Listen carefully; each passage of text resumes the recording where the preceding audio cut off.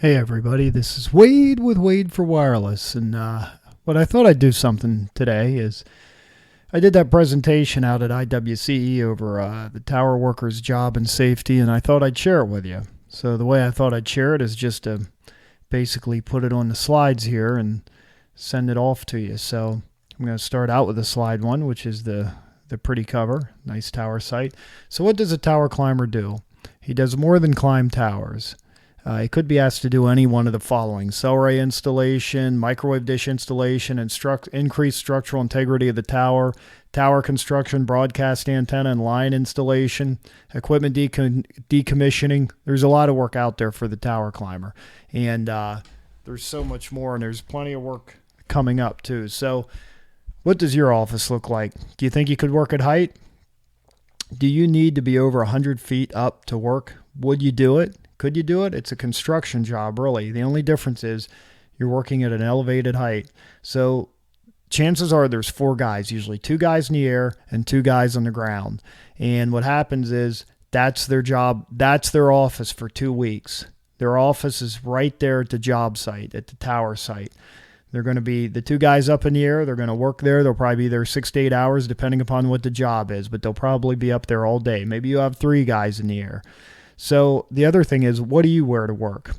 What a climber needs to work every day: safety harness, climbing helmet, gloves, work boots. They have to dress for the weather. They need their lanyards, safety lanyards and positioning lanyards, and their safety gear. And they also need their RF sensors to play it safe. So the tools of the trade, they have to know how to use a lot of different tools. The hand tools, the power tools, the hoists and winches, a laptop. Everybody uses a laptop now.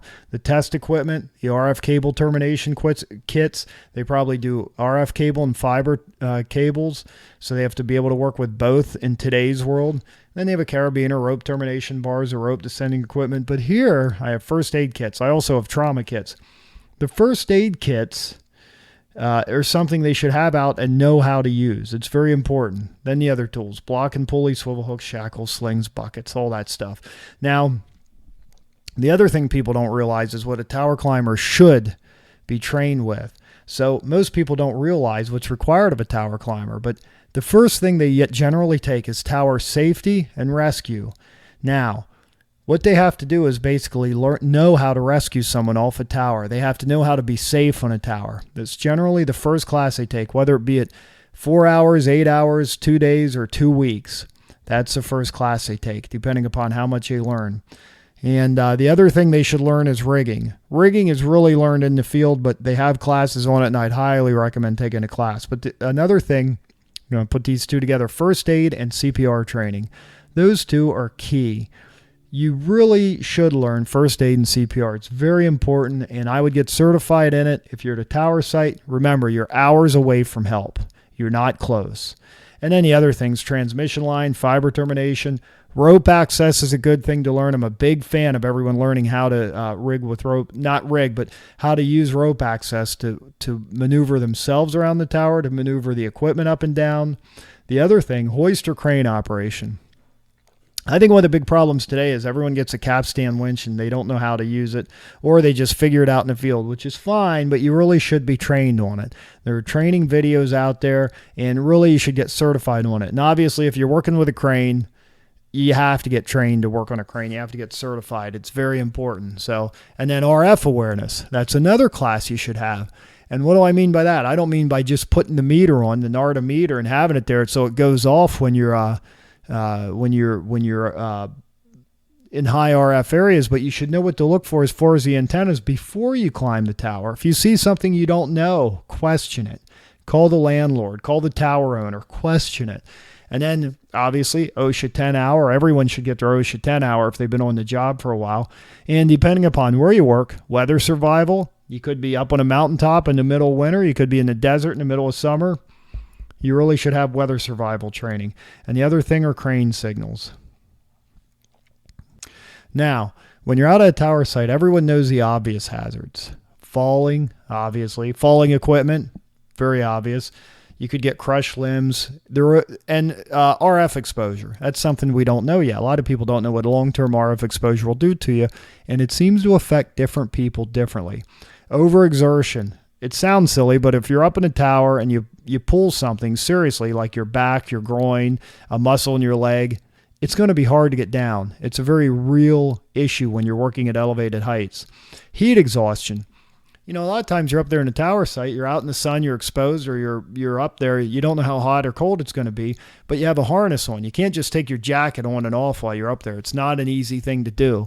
So you can get overheated easy, and dehydration comes along with that.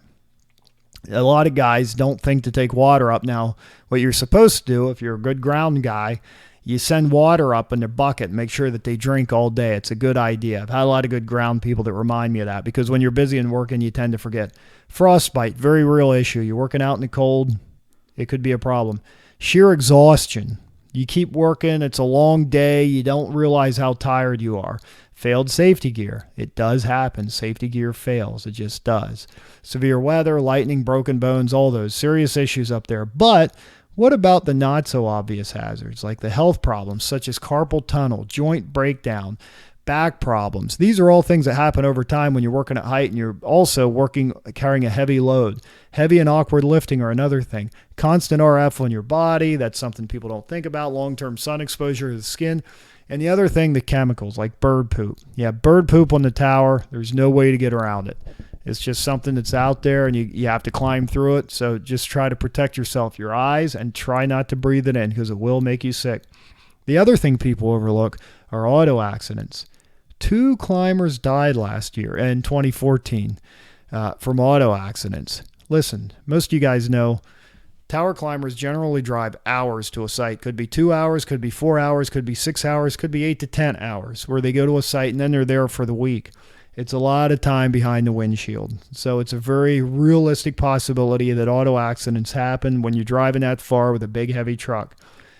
The other thing are bug bites, stings, allergies to these things, spider bites, snake bites. All these are very realistic possibilities when you're working out, on a mountaintop at a tower site.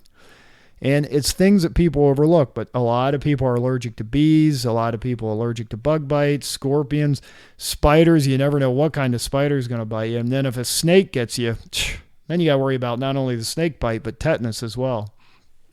Now, the last thing I have on here is stress.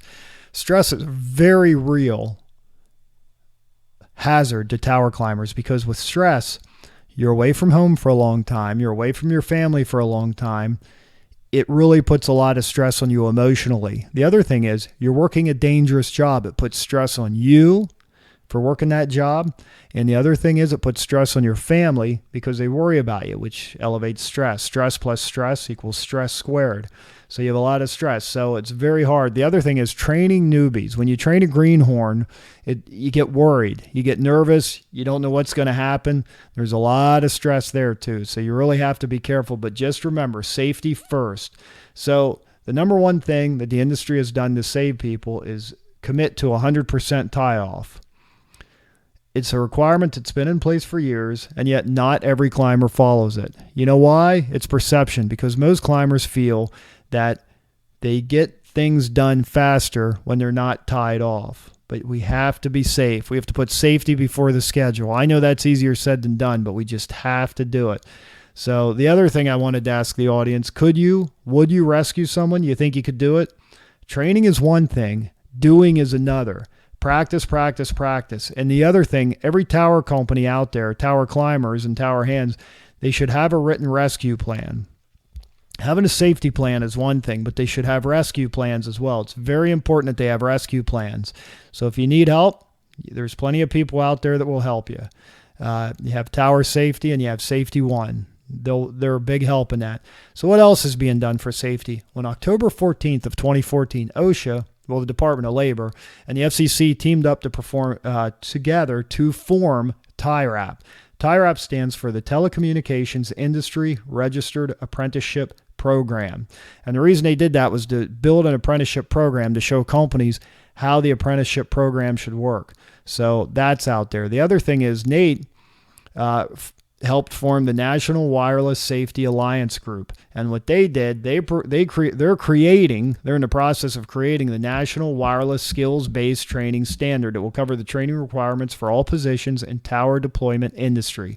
Why are they doing that? because we need a national standard to be recognized for all companies to see who is trained and who is not trained. That should be out sometime in 2015. Now, when you're at a tower site, you have to pay attention. When you go to work, you have to look for the hazards. You have a lot of hazards. I have a whole bunch listed here. Look them over. You have holes in the ground. You have the weather. You have to pay attention to the bugs, the insects. You have to know where you're at. You have ground connections. You have tower condition, loose hardware. You have to know where the nearest hospital is. You have to pay attention to where those directions are. The directions to the nearest hospital should be posted at the site, because the last thing you want to do is wait for your phone to bring it up. You want to make sure you inspect the rope, inspect the tools, you understand and read the scope of work, you review the daily tasks with the team, you test your phones for coverage. There's a whole bunch of things here. Make sure all your batteries are charged if you're using two-way radios. The other thing I want to bring up, and I'm going to fly through this because it takes a lot of time, but the price of safety. Safety is very expensive. And I got a lot of these prices from different people, but GME Supply helped me price out the safety gear. So you have the safety harness, the climber helmet, you have the descender belay device, all the lanyards, the clothing, the carabiner, and the RF sensor meter, the NARDA. That all costs money. And if you have 4 of them, you have a set for each guy, it's going to cost 4 times the money. And I have it on there. It's a lot of money to train a crew. The other thing you have is training. Training is a lot of money. You had the basic climbing and rescue. You should be certified every 2 years, roughly. You have the rigging class, first aid, CPR, RF awareness, OSHA 10. Then the other thing the tower company has to worry about, the crew, the tower climbing company, they have to worry about insurance. Insurance is a lot of money. You have liability. You have all different types of insurance. You have the vehicles, and you have to worry about the people. You have health. You have workman's comp. That's a lot of money. It just all adds up. So you have other things too. In addition to all those are necessity. You have vehicles, you have tools, you have maintenance, you have trailers, you have fuel, you have all the hand tools you have to buy. You got to buy laptops, you have two-way radios, you have power tools, test equipment. You have to buy rope, hoist, winches, per diem, fuel, and maintenance for hoist, the cables and lanyards. You have all this stuff, office support you got to worry about, and then water so you can drink out at the site so you don't get dehydrated. So my point with the price of safety is that getting paid is very important. It's very important to everybody. You have to get paid to maintain a safe company. So when tower climbers start getting screwed out of getting paid, it's a real problem. So what they have to do is plan ahead in all of this. Safety needs a plan. Make sure that there is a rescue plan prior to deployment. You need to make sure you have a rescue plan prior to deployment. What I mean by that is a written plan, so when the guys go out on site, they can modify it and they know the plan. The other thing I'd recommend is that they practice rescue. Because it's one thing, if somebody's hurt and nobody knows what to do, it's one thing. It's terrible. But if everyone says, well, we just practiced this, at least I can get them off the tower, get them down, you call 911 because you practiced it. You have a plan and you know what to do. There's no guesswork. Let me tell you something. Someone once said to me, oh yeah, well if someone's bleeding in front of you, it changes everything. Totally agree with that. However, if someone's bleeding in front of you and you practiced how to get them off the tower, chances are good you can stop the bleeding and get them off the tower. If you don't practice and someone's bleeding in front of you and you don't know what to do, you don't know if you have the rope, you don't know how to rig the tower, you don't know how to do a rescue, well then you're in a lot of trouble because you're going to hope that the fire department gets there in time, gets them down, and takes care of them. Now, with that said, I really want to thank Fire Rescue because they did do a lot for us last year in 2014. They rescued 5 to 10 guys that weren't hurt. They just couldn't get down from the tower. They just got stuck. It's a common problem. Okay, the state of the industry is growth.